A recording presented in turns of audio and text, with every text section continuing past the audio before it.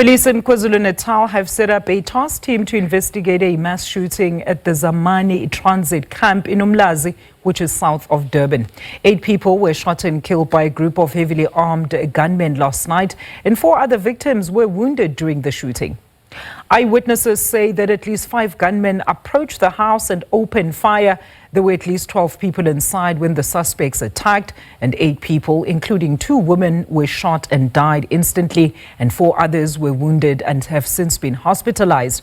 One person is said to have escaped unharmed, and residents have raised their concerns around safety. During a visit this morning by KZN Premier Tamintuli, he also lamented the proliferation of illegal weapons, which he says is also contributing to gun violence. Now, the motive for this mass shooting is still unclear, and a manhunt is currently underway for the suspects. It's a very unfortunate incident, which is an indication that the issue of illegal ammunitions, the guns are all over. We need to aggressively address that issue, but that cannot be done only by the police. The community themselves need to participate. What action then, as the provincial government, we ought to in fact try and do more on it is the issue of encouraging or mobilizing community for policing, for community policing, because we can only end this kind of crime when the members of the society, they play their role to report to the police, even if they are fearful of the criminals. There is an 0800 10 111 number wherein you hide your face, even for these incidents. That is how the incidents can be addressed. You know, when the perpetrators are still not in cells, they are still living free, the community will continue living in fear. That is why it's important that the police and the community must work quite tirelessly to ensure that these perpetrators are actually arrested. But we need to come together as the entire society of here in eThekwini to try and ensure that everyone is standing together in addressing the issue of crime. All right, for more on this, let's now welcome KZN Community Policing Forum Secretary Siyanda Biyela. Siyanda, we do appreciate your time today. Thank you so much. Welcome. So, another harrowing incident of gun-related violence where 8 lives were lost. What can you talk to us about these type of crimes seemingly mushrooming in our townships as well as villages? It's been our garden call to actually say the community must assist us in bringing in those guns, and the amnesty gaps have been opened by the South African Police Services. Say, bring in your guns, or the guns that were left by our uncles or forefathers who died and left them in the house. Because part of the challenges that we have is that there are a lot of guns in our communities, and we've raised this as the Community Police Board to say, how do we really police the community where you have a lot of guns that are there, and young people from the age of 15, 16, 17, we've seen in Nanda, the ringleaders of the West Gang and other gangs that are there. We've seen Osizwe in Newcastle. It's young boys who are attracted to such terror to our communities. But also more than that, you know, this resourcing of them with guns becomes a challenge. But more than everything else, we are saying these issues are mostly fueled by those drug dens that are being created in our location.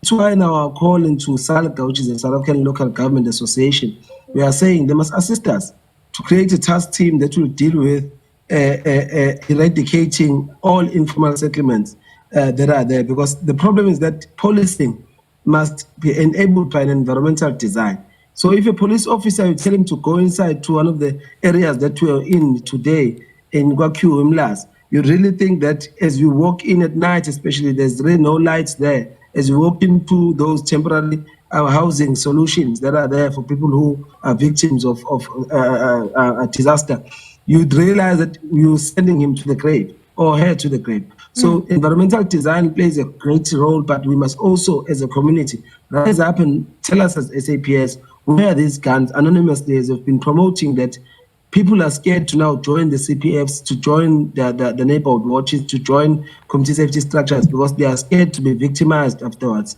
because they will be called informants for the South African Police Services.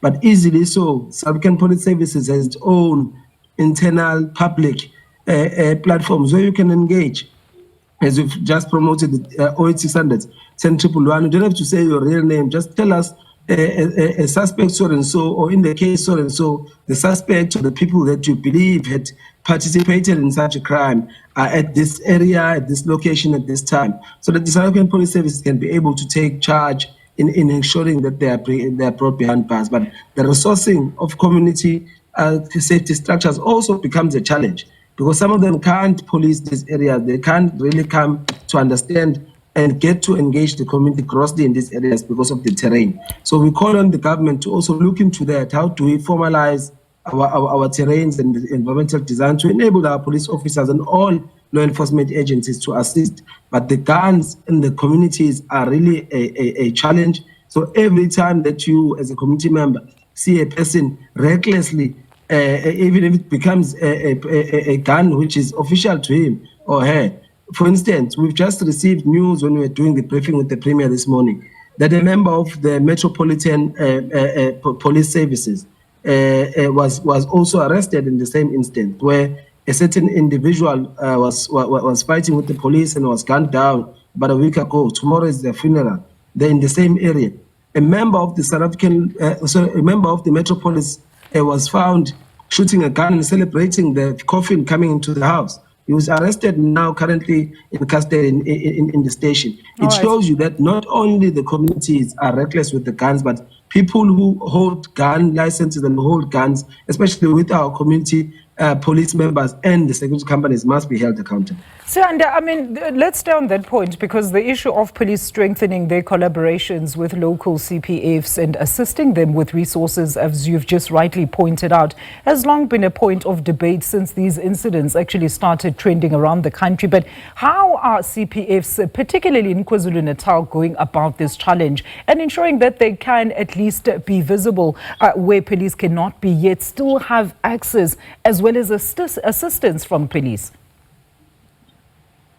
We have, obviously, through our community in blue, patrollers, through our reservists, through our neighborhood watches, through our various interventions as a board, have activated such. But the problem that we face as we do that is that these same people are also being victimized, because we bought them uniforms, we bought them, the provincial government has submitted or donated cars to the CPF.